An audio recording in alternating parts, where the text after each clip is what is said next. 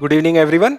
Welcome to the News Today edition of 3rd December. My name is Anuj and I will be taking session for today. So let us discuss the news we will be discussing for today. So we will be covering 5 main news, 8 quick updates and 1 personality in news.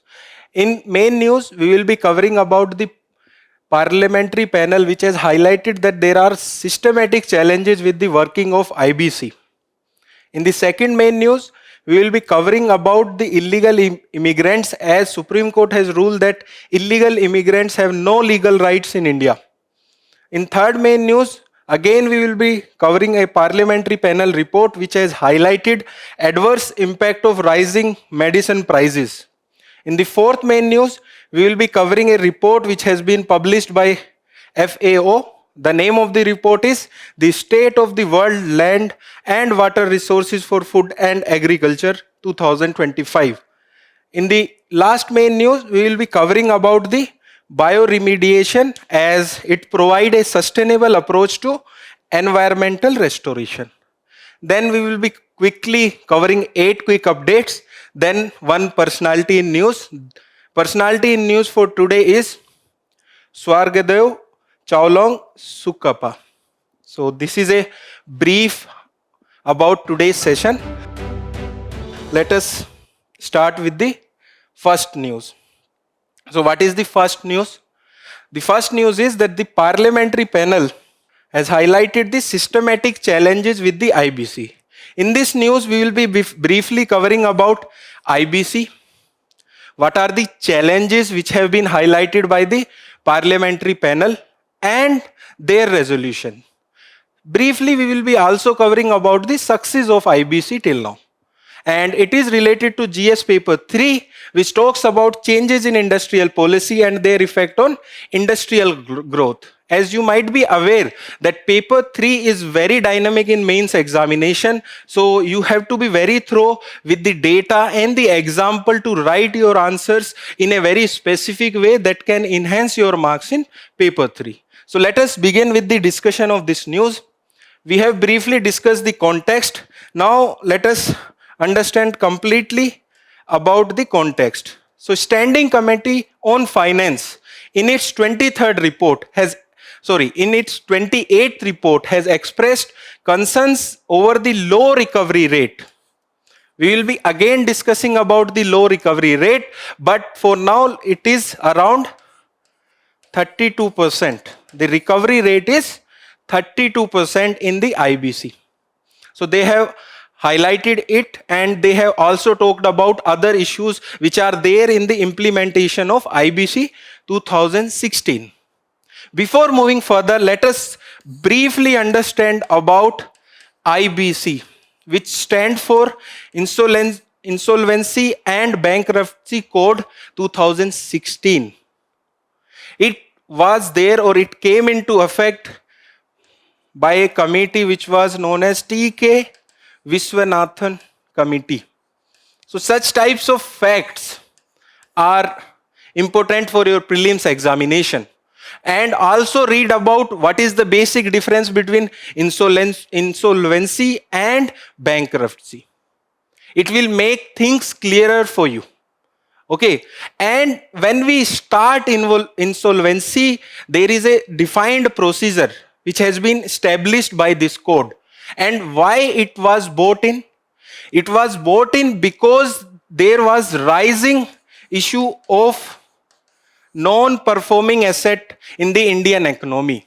If there are non-performing assets in Indian economy, it will hamper the overall growth of the country.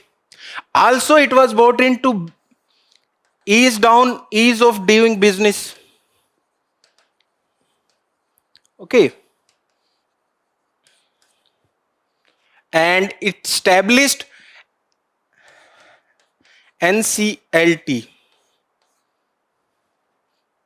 National Company Law Tribunal. So suppose if there is a corporate, a creditor or the operational defaulter can reach NCLT, whereas in the case of an individual, they have to reach to debt recovery tribunals. It is an again important fact.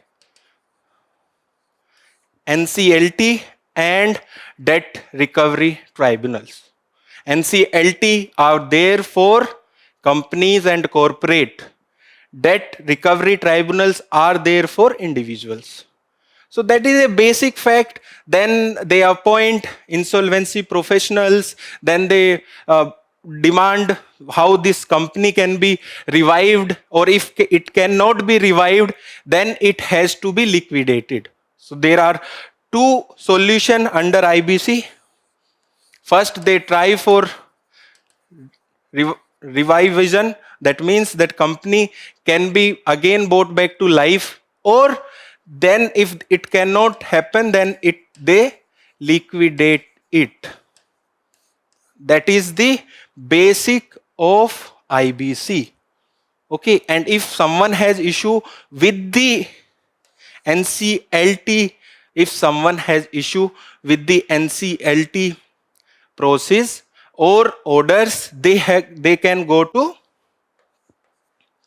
NCLAT, that is National Company Law Appellate Tribunals, or High Court and Supreme Courts. Okay, so please be very clear about basics whenever you are reading about a topic. Now we will look into the major findings of the reports. So first of all, the report has talked about the success and the behavioral change due to IBC. Okay, first it has talked about post-resolution revival. As I have already told you, there are two processes, one about resolution and another one is about liquidation. Okay, so they have observed that if some company has resolved, or that there are resolution, then there is a significant resolution after the revival, and they have supported it with the data as well.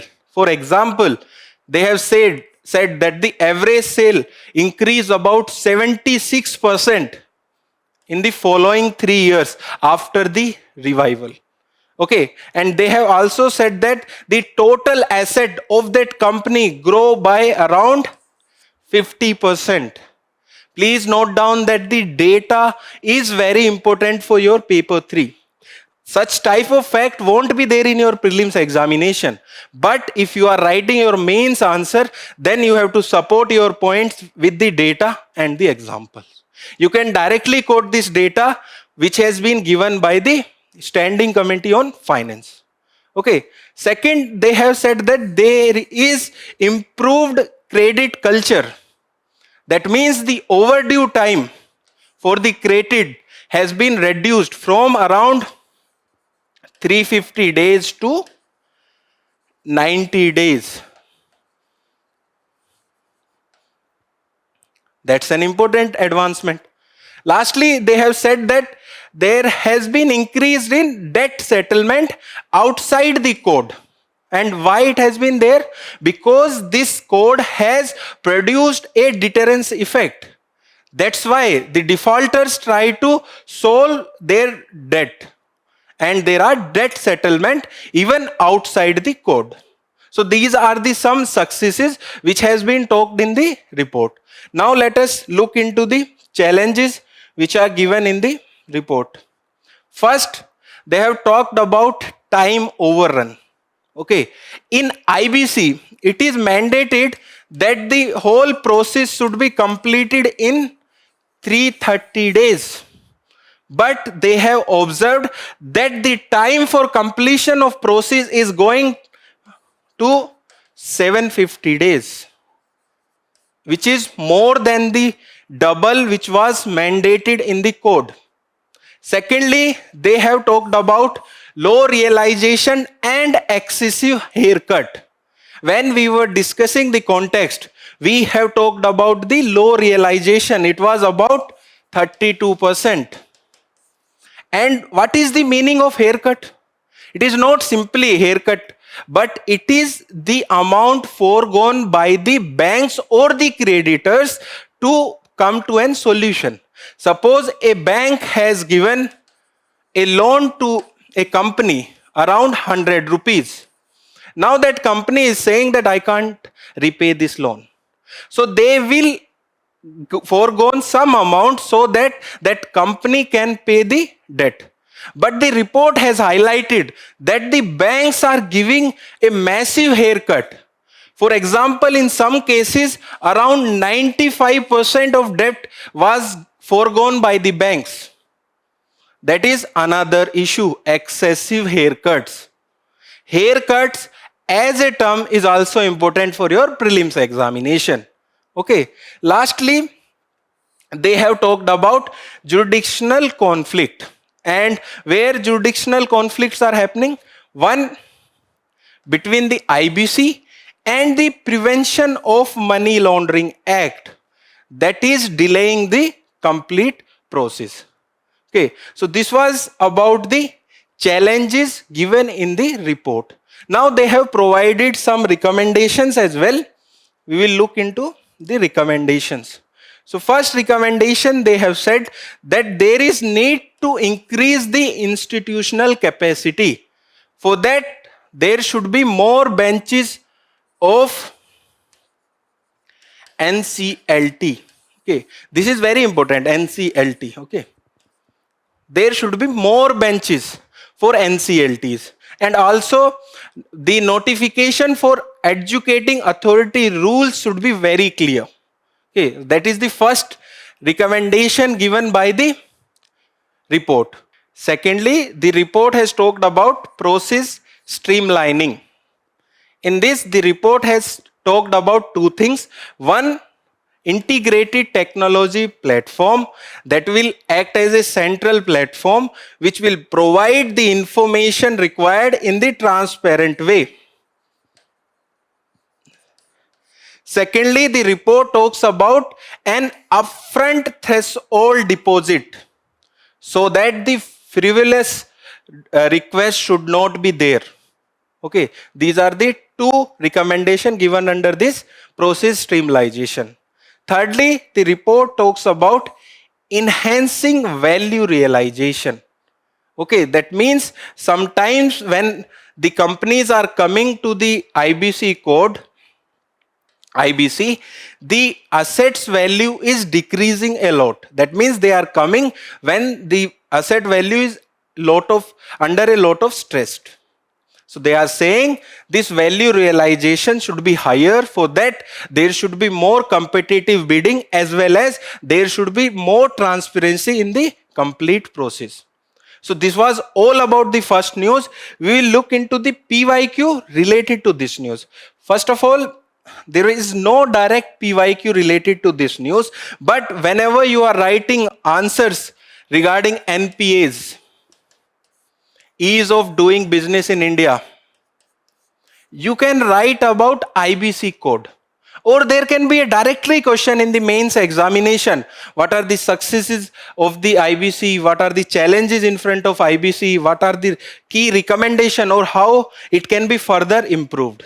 Okay, so there can be a direct question. One question is there in 2017, but it is not directly related to issue of IBC, but it is related to issue of NPAs and the credit in the market. And the question is, which of the following statement best describe the term scheme for sustainable structuring of stressed assets recently seen in the news? So I think this was brought in 2017, and the question is there in 2017 itself. And the options are: A, it is a procedure for considering ecological cost of development scheme formulated by the government.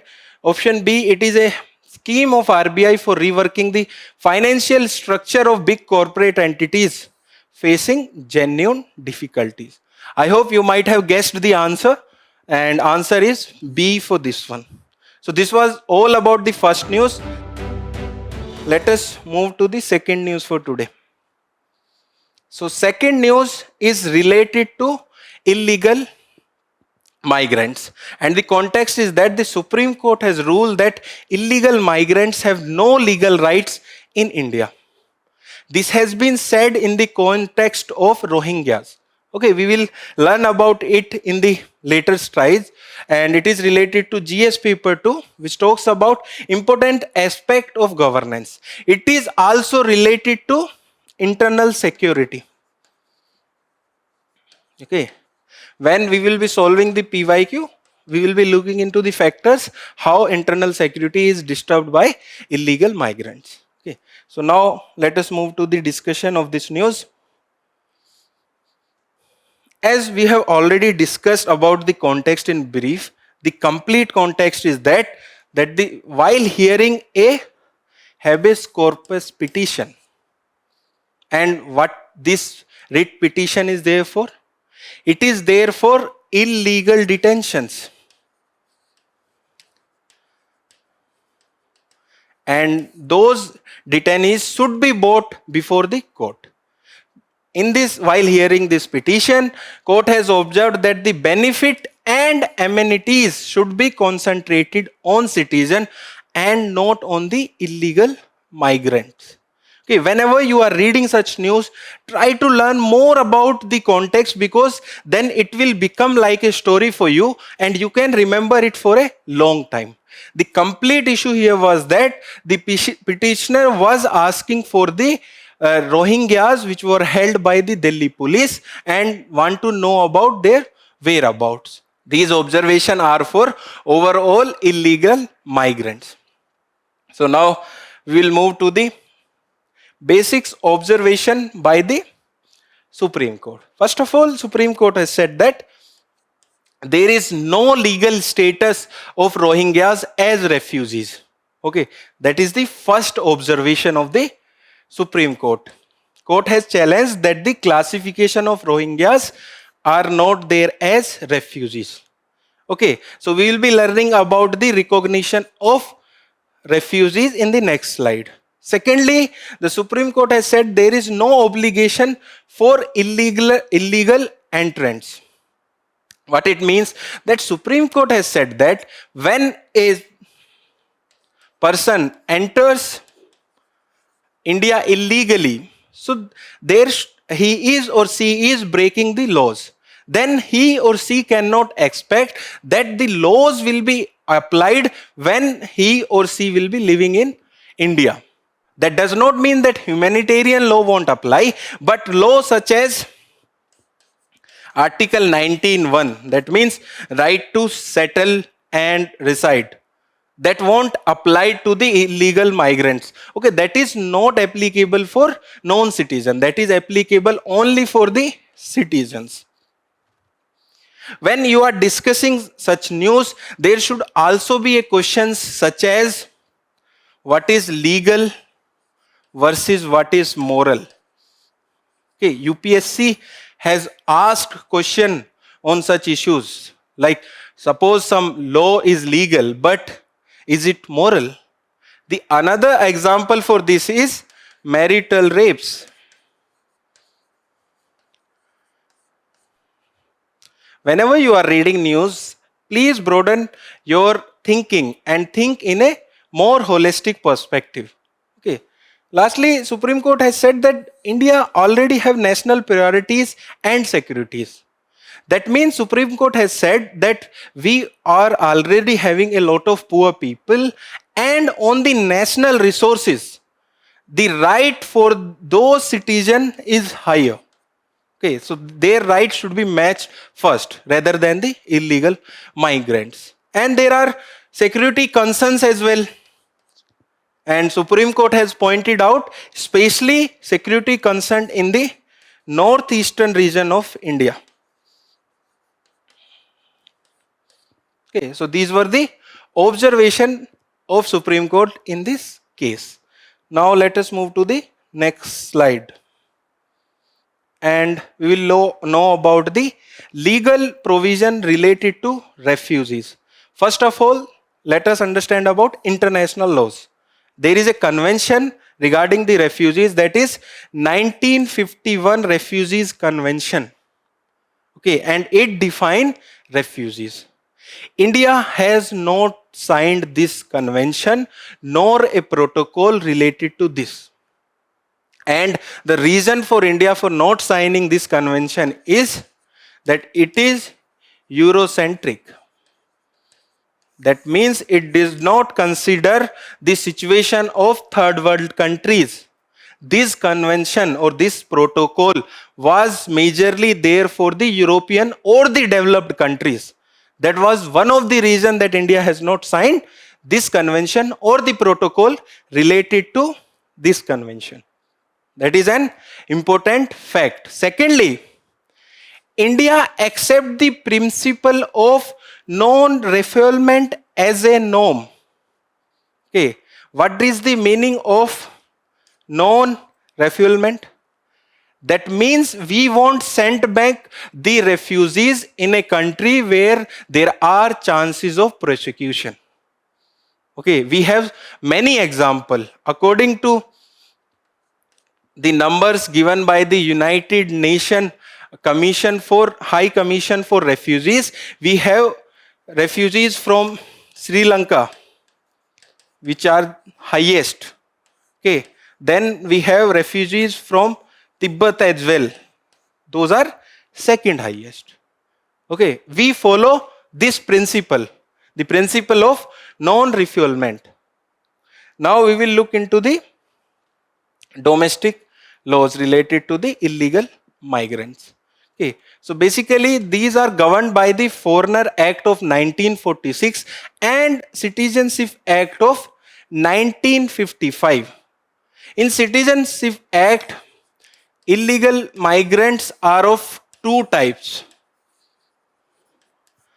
One who comes to the country illegally. Secondly, who comes to the country on the valid papers, but they overstayed in our country. Those are also known as illegal migrants. Okay. Secondly, there are ad hoc mechanism for refugee status in India. That means there is no legal framework, but there are executive and administrative channels which provide flexibility to India. In this, the management is divided into two. One is Ministry of Home Affairs. It directly manages Sri Lankan refugee and Tibetan refugee. And remaining refugees are managed by United Nations High Commission of Refugees. So these are the two management under India. Okay. And India has granted refugee status to Tibetan refugees, Sri Lankan refugees, Chakma and Hezong refugees. These are the refugees from Bangladesh when it was known as East Pakistan. So this was all about this news. Let us discuss PYQ related to this news. So first, PYQ is very easy and it is there from 2016 prelims. And the question is, consider the following pairs. On left hand side, community sometime mentioned in the news, and on the right side, it is in affair of. First, Kurds, it is mentioned against Bangladesh. Then Madhesis, it is mentioned against Nepal. Then Rohingyas, mentioned against Myanmar. These two options are correct. Then the answer will be C, 2 and 3. There is one mains question as well. It is from 2014. And the question is, how does illegal trans-border migration pose a threat to India's security? Discuss the strategy to curb this, bringing out the factor which give impetus to such migration. This is a direct question, how illegal migrants followed or pose a threat to India. Okay, so this was all about this news. Let us move to the third news for today. So the third news is about the pricing of medicine. And the context here is that the parliamentary panel has highlighted the adverse impact of rising medicine cost on the citizen. In this news, we will be learning about scheduled drugs, non-scheduled drugs, how prices are monitored of medicine in India. Okay, and what are the highlights given in this report. It is related to GS paper 2, which talks about issues related to poverty and hunger. We can also link it to the GS paper 3, which talks about inclusive growth. So let us move to the discussion of this news. We have already discussed the context, but let us discuss in this detail. The Standing Committee on Chemicals and Fertilizers has raised concerns over excessive profiteering, delayed policy reforms, and the absence of effective legal mechanism to ensure affordable access to essential drugs. Okay, there is a national list on essential drugs. Okay, it is maintained by Ministry of Health, and it was last time updated in 2022. Okay, and it is based on the WHO's model list. So this is about essential list, and the Standing Committee on Chemical and Fertilizer has raised concern over the rising price of medicines in India. Okay, now let us move and discuss about their observation, what the Standing Committee has found out. First of all, they have found out that medicines are costly due to huge profit margin. They have said that in some cases, there was cases that the profit was up to 500. Now think how much cost it will increase. For a common person, it is very difficult to get medicine or treatment in India. Okay, we fear a lot. If someone is ill in the family, we fear a lot to take them to the hospital. And one of the reason, the most common reason, is that the high price of treatment in India. Okay, they have pointed out it. And secondly, they have talked about that price control apply only to the some medicine. Okay, medicines are basically divided into schedule and non-schedule drugs. You might have heard these terms in banking as well, schedule banks and non-schedule banks. Okay, but here the meaning is different. Here it means DPCO, Drugs Price Control Order of 2013, maintain a schedule of Schedule 1, which include the scheduled medicines. It also include non-scheduled medicine, but they are not under the price control. But their overall rise in the price is controlled by DPCO.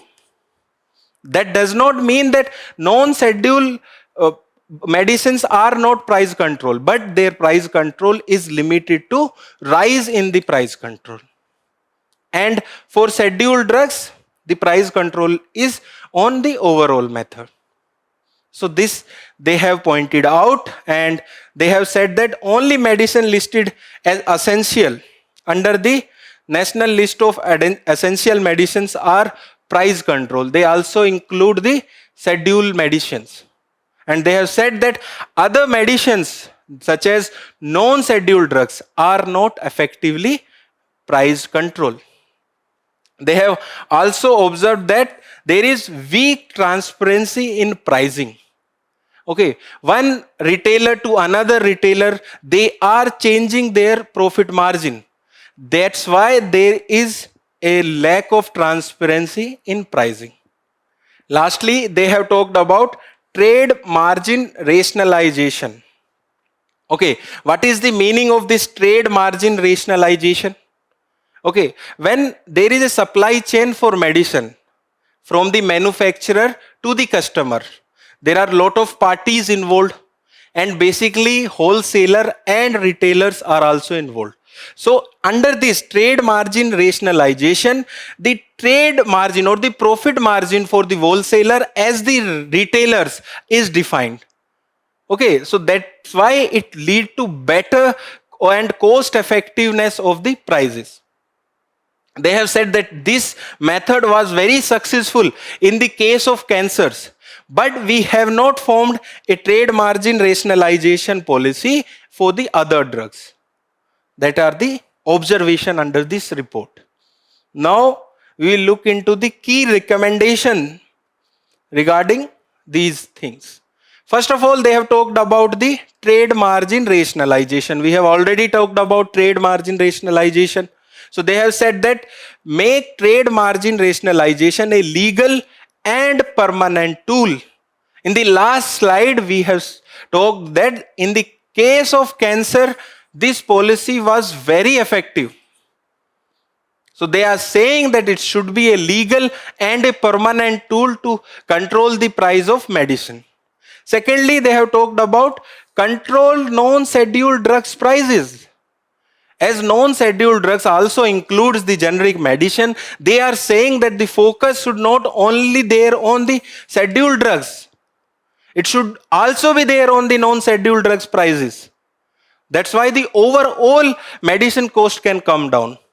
In the third, they have said that reduce and monitor the stunt prices. Okay, you might be knowing about the stunt. Okay, they are there, which is used in the heart surgeries. Okay, there are other uses for stunts as well, but basically and mostly they are used in the heart. So they are saying that there should be reduction in the cost of stunts. Lastly, they have said that make cancer drugs pricing more transparent. Okay. Still, the cancer pricing or the treatment related to cancer is very opaque. In some hospital, the injection cost can be up to 50,000 to 1 lakh. And the whole chemo process can cost you around 20 to 30 lakhs. Okay, so they are saying that make cancer drugs pricing and treatment more transparent. So this was the key recommendations to make the medicines more cost effective. Now we will look into the pricing policy of drugs and the drugs regulatory and the institutional framework. First of all, Department of Pharmaceutical, which is under Union Ministry of Chemical and Fertilizers. Please be very clear, it is not under Ministry of Health. Sometimes UPSC gives such types of statement that Department of Pharmaceutical is there under Ministry of Health. If you don't know about its fact, you will think that it's an correct statement. The second institution under this is National Pharmaceutical Pricing Authority. It decides the prices for the essential drugs. Okay, and it is an independent body formed under DPCO. We have already discussed about DPCO, that is Drugs Price Control Order of 2013. Lastly, there is National Pharmaceutical Pricing Policy of 2012, and it aims that the medicine become affordable in India. So these are the drugs regulators and the institutional framework of drugs pricing in India. So this was all about this news. So the PYQ is not directly related to this news, but it is related to medicines in India. The question is from 2019 mains, and the question is, how is the government of India protecting traditional knowledge of medicine from patenting by pharmaceutical companies? So to answer this, you should be knowing about what is the meaning of traditional knowledge and what are the medicines under the traditional knowledge, and how government is protecting traditional knowledge so that they cannot be patented by the pharmaceutical companies. That is the core demand of this question. So this was all about the third news. Let us move to the fourth news for today.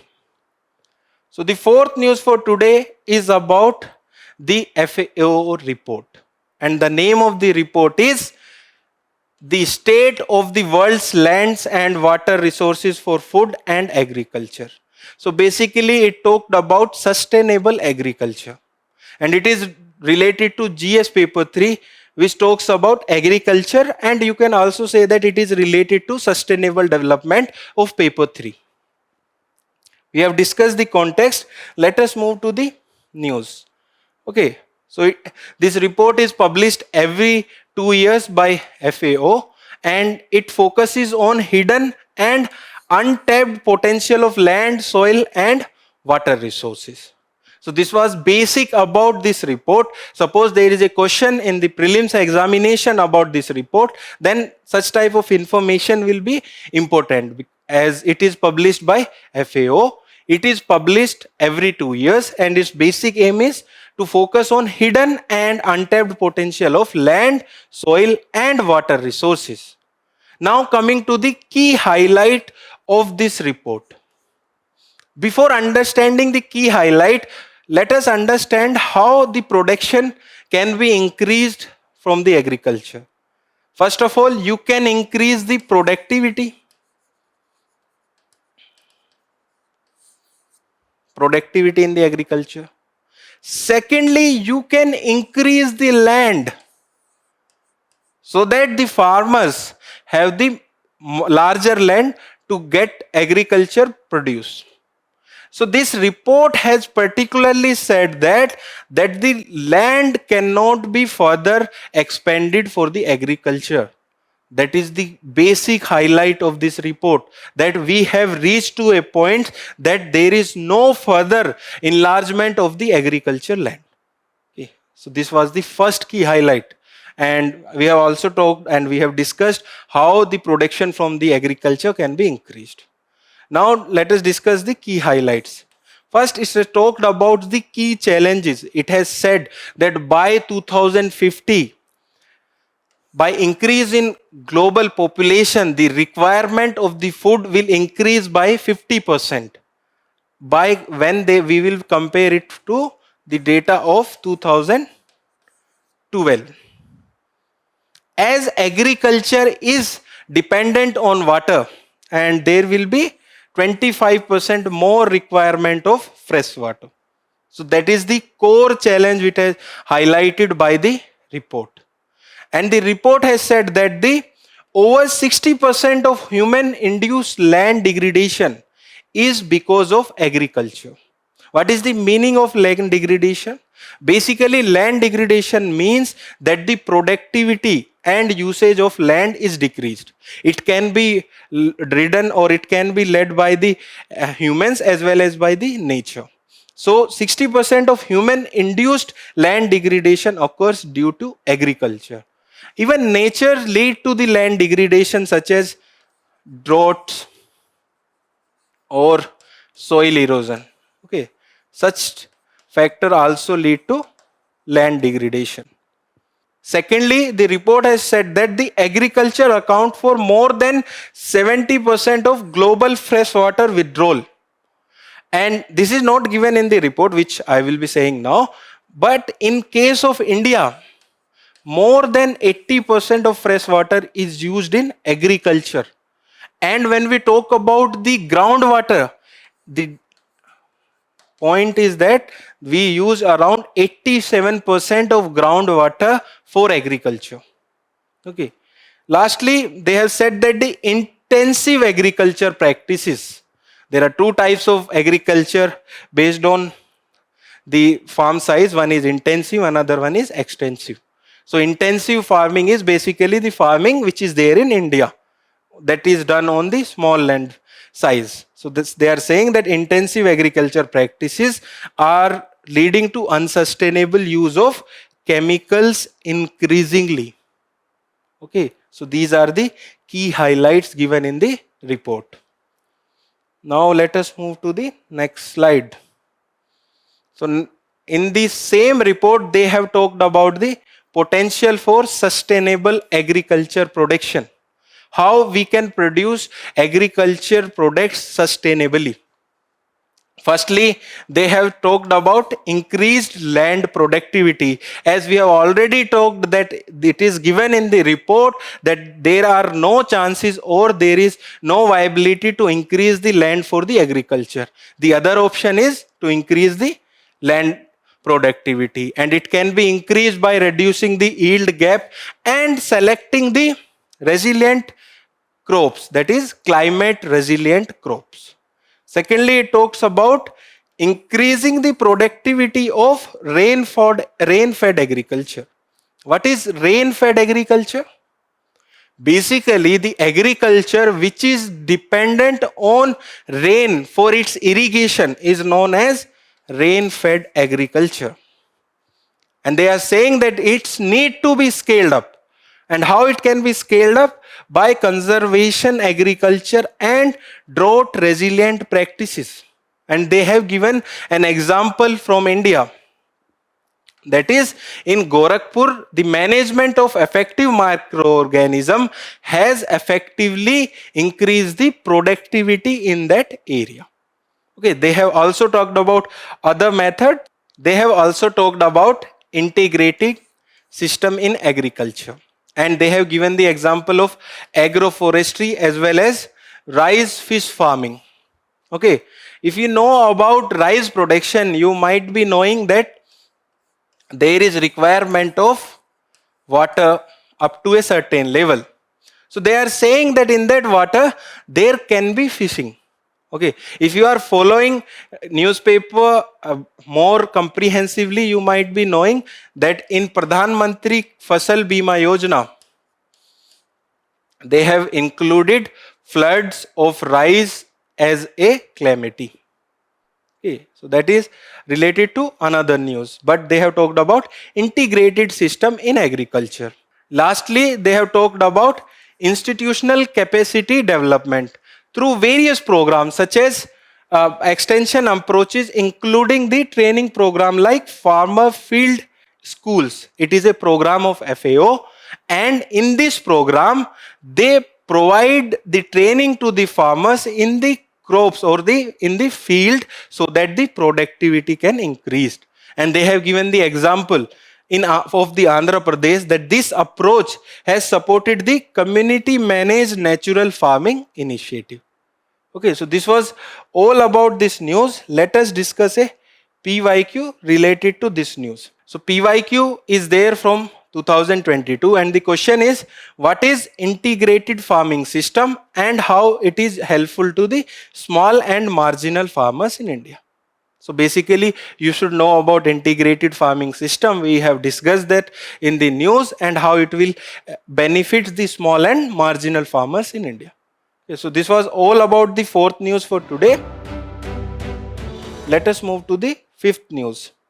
And the fifth news is about bioremediation. And the news is that bioremediation provide a sustainable approach to environmental restoration. In this news, we will be learning about bioremediation, its type, and how it is beneficial for environmental restoration. It is related to GS paper 3, which talks about sustainable development. Okay. Now let us move to the discussion for this news. The context we have already discussed briefly, but the context is that the bioremediation is emerging as a low cost and key sustainable tool for India's worsening pollution crisis. So that is the context of this news. Let us understand about the bioremediation. So the basic meaning of bioremediation is restoring life by using biology. That is the meaning of bioremediation. But if you have to write the definition in the examination, its definition is that it is the process of treating and detoxifying environmental contamination such as heavy metals, oil that can be in soil, water, and other environmental by taking advantage of natural biological process. So naturally environment try to clean itself, but we humans have polluted environment so much that the natural process of environment cleaning is not happening. So by this bioremediation, we try to take advantage of that process and try to clean the environment. So its basic type can be or it can be done using plant, which is known as phytoremediation, using microbes, that is known as biostimulation, using fungi, that is known as mycoremediation, then even animals such as fish, which is known as biomanipulation. So these terms can be there in examination and there can be match the following types of question. Now coming to the type of bioremediation. So there are two type of bioremediation. One is in situ, another one is ex situ. So suppose there is contamination here. If I am treating the contamination here itself, it will be known as in situ. And suppose I am transferring this contamination to my right hand and there I am treating that contamination, that will be known as ex situ bioremediation. Okay, and example for in situ are oil eating bacteria like oil vapor sprayed on the spills. Okay, you might be knowing about oil spill in the marine environment. Then there are example of ex situ as well, like the biopiles, bioreactor composition, etc. So this was about the bioremediation. Now let us discuss about the significance of bioremediation. First of all, its affordability. Okay, so traditional cleanup methods are very costly when compared to the bioremediation. Secondly, its ecosystem restoration. So it does not lead to secondary pollutants and it lead to better environmental restoration. Thirdly, rich microbial diversity. As you might be aware that India is a microbial diverse country. That's why India can adapt to the strains on basis of the microbes which are present locally. So these are basic significance of bioremediation. Now let us look into the challenges related to bioremediation. First of all, there is risk of ecological imbalance. Why? We are even producing genetically modified microbials which are effectively or which are produced for a specific type of contamination. Suppose that contamination is treated, even then those microbes will be there and they will impact the overall ecological balance. Secondly, the rate of treatment in bioremediation is very slow. So the process requires a lot of patience. That's why industries and cities often prefer faster solution. Lastly, there is lack of standard protocols in India as we do not have unified bioremediation standards in India. So it is very difficult for prototyping or standardization of bioremediation in India. So these were the challenges related to its application. Now let us look into the India's effort. First of all, clean technology program. So under this program, the Department of Biotechnology funds bioremediation. So under this program, that is Clean Technology Program, the Department of Biotechnology provide funds for bioremediation. Secondly, there are collaborations as well, like CSIR and NERI. IITs and universities are developing microbials technology and material for oil spill and other types of contamination. There is one PYQ related to the oil pollution that we will be discussing in the next slide. Okay. Lastly, there is the Fermentation Technology Research Center, which has been established by TERI, which stands for the Energy and Resource Institution, which have established this center, and it support large scale production of microbe product used in bioremediation. So these are the some efforts which are taken by India for bioremediation. Now let us discuss PYQ related to this news. Okay, this PYQ is from 2023. Okay, this PYQ is not directly related to this news, but these steps or bioremediation can be written in the conclusion of this question. And the question is, what is oil pollution? What are its impact on marine ecosystem? In what way oil pollution particularly harmful for a country like India? These are the requirement in the question, and what we have discussed in the question that can be written in the conclusion of this question. Okay, so this was all about the main news for today. So personality in news for today is Swargadeo, Chaolung, Sukapha. And what is the context? The context is that the Prime Minister of India has greeted people of Assam on Assam Divas or Sukapha Divas. In this news, we will be learning about Sukapha. So basically, he was a prince from Thai kingdom of Myanmar, that is there in China. And he was not given his throne. That's why he migrated for around 13 years and entered India in around 1228. Okay, and he established the Ahom kingdom. It is one of the powerful regional kingdom. You can read about Ahom kingdom in regional kingdom in given in your NCRTs. Okay, and he has declared capital as Chaolung in 1253 CE. Okay, basically it included the whole part of Brahmaputra Valley, and they have ruled for around 600 years. Okay, but Britishers have annexed them in 1826 for a brief period of time, but later in 1836 they have annexed them completely, and they were subjugated under the British till the independence in say 1947. Okay, so this was about Ahom kingdom. And Thai people under the leadership of 39 king formed a united nationality known as Assamese with unified language, that is Assamese. So this was all about the personality in news for today. Let us discuss the quick update for today. First quick update is about Navratna status.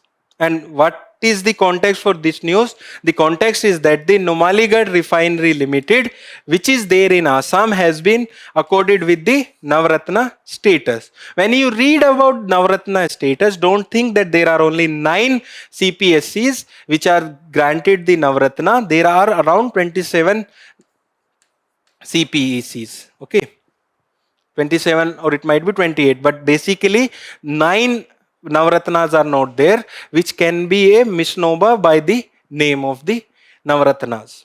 Okay, now what is the criteria for granting Navratna status? First of all, a CPSC, that is Central Public Sectoral Enterprises, should be a Mini Ratna 1. So basically it should have a status of Mini Ratna 1. Secondly, it should have obtained an excellent or very good MOU rating in the 3 of the last 5 years. That means in the last 5 years, in the 3 years, this rating should be excellent or very good. Last criteria is that it should have a composite score of 60 or above in selected performance indicators, and these indicators can include such as net profit to net worth, earning per share, profit before interest and taxes to turnovers. So this was about the first quick update. Let us move to the second quick update. Second quick update is about the company's specification of definition detail amendment rule of 2025. And what is the context? The context is that the Union Ministry of Corporate Affairs has notified revised definition for small companies under it, and it is effective from December 1. Okay, basically from last 2 days it is effective. And what is the rule? That a company will qualify as a small company if its paid capital is not exceeding 10 crore and its turnover is not exceeding 100 crore. And previously it was there that its paid capital should be up to 4 crore and turnover till 40 crores. And Union Ministry has done it so that they can avail the benefit which are provided to the small companies. So this was all about the second quick update. So the next quick update is about domestic systematically important banks. And the context is that the RBI has identified State Bank of India, HDFC Bank and ICICI Bank as domestic systematically important bank in its 2025 list. So we will be learning about domestic systematically important banks in this news. So first of all, they are identified by Reserve Banks of India. And what is their importance? Their importance is that if there is failure in these banks, it will lead to it will hamper the overall economy of India.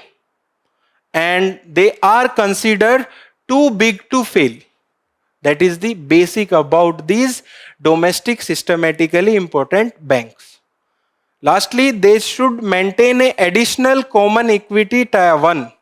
Tier 1 is the core of banking capital. Okay, and for them it is required over and above the regular requirement because they should not fail. So this was all about this quick update. Now let us move to the next quick update for today. So the next quick update is about Ombudsman scheme. And what is the context? The context is that the credit cards have become the largest source of customer grievances under the Reserve Bank integrated Ombudsman scheme. Okay, in the same news report, it has given that the customer grievances related to ATMs have decreased, and the customer grievances of the private banks related to credit cards are higher, significantly higher when we compare to the public banks. Now let us discuss about this scheme of our Reserve Bank of India.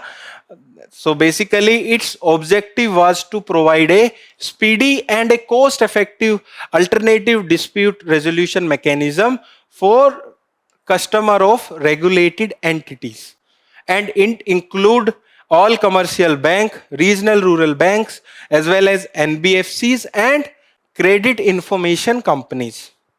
Okay, and it has integrated the 3 ombudsman scheme which was related to banking, related to NBFCs and related to the digital transaction.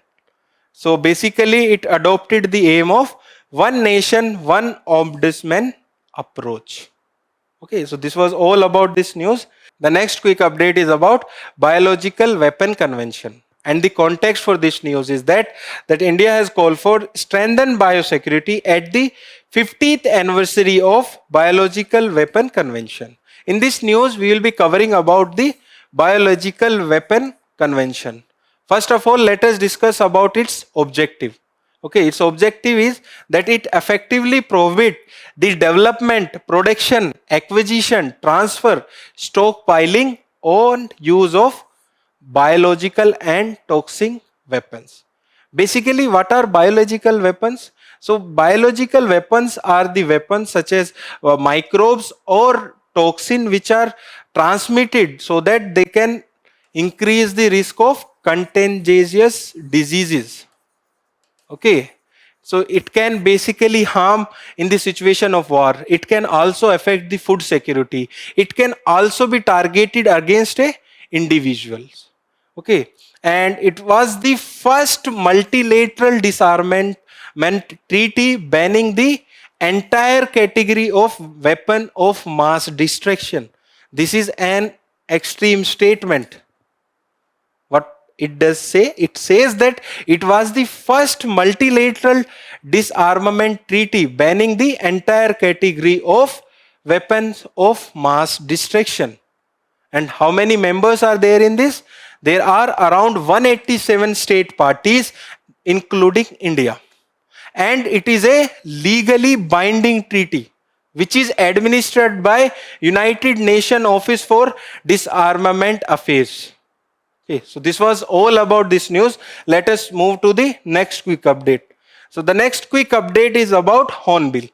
And the context for this news is that the Nagaland have started celebrating its 10-day long flagship festival event, the Hornbill Festival. So in this news, we will be briefly covering about the festival as well as the Hornbill bird. Now let us first understand about the festival. So basically it is named after the hornbill, a culturally respective birds in Naga's folklores. Okay, and it promotes the inter-tribal interactions as well as showcases and preserves the cultural heritage of the Nagaland tribals. Now let us coming to the hornbill as a bird. First of all, they are tropical birds named for their unusually large curved bill and a horn-like projection called casque on the top of their beak. They are also known as farmers of the forest. And what is the reason that they are known as farmers of the forest? Because they spread seeds like farmers. That's why they are known as farmers of the forest. There are around 9 types of hornbills in India, which also include great hornbill, Narcodam hornbill, Malabar grey hornbill, etc. I think in 2016 there was a question about great hornbill in the UPSC Prelims examination. Okay. Now let us move to the next quick update. The next quick update is about the Alaknanda galaxy. You might read about Alaknanda and Bhagirathi meeting at the Devprayag in your geography. But the news here is about Alaknanda galaxy. Okay, and the context is that the Indian researchers have discovered a massive spiral galaxy named Alaknanda using NASA's James telescope. So basically it is a very old galaxy which should be scattered, but Indian researchers have found that it has a shape of spiral, which is an unusual phenomena for the ancient galaxies. Okay, so this was their finding basically, and now coming to spiral galaxies. So these galaxies resembles giant rotating pinwheels with a pancake-like disk of star basically. And they are surrounded by halos, mixture of old star clusters as well as the dark matter. So the important fact is here that the name of the galaxy, that is Alaknanda galaxy, and Indian researchers have used James Webb telescope, which is of NASA's, and it is in the form of spiral. These are the important facts from this news. Now let us move to the next quick update. So the next quick update is about cyber slavery. It is continuously there in the newspapers. And the context here is that over the last few years, Southeast Asian countries like Myanmar, Cambodia and Laos have emerged as the major hub for cyber slavery. In this news, we will be understanding about the meaning of cyber slavery. Basically, it is a form of modern day human slavery in which the humans are trafficked from one country to the another in the lure of the jobs, false jobs, and they are forcibly forced to carry out the online scams. So this is the basic about cyber slavery. There can be a question in the prelims examination where such terms can be given, that what is the meaning of cyber slavery. There can be 4 statements and this statement will become the correct answer for that question.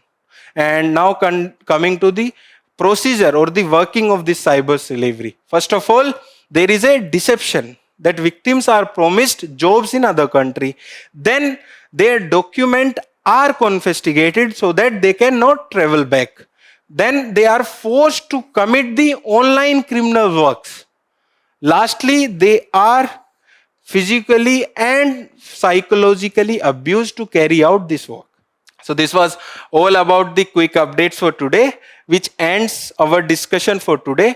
To read further about current affairs and to solve smart quizzes, you can visit our digital current affairs website, and please solve the quiz which is available or visible on your screen. Thank you and all the best for your preparation.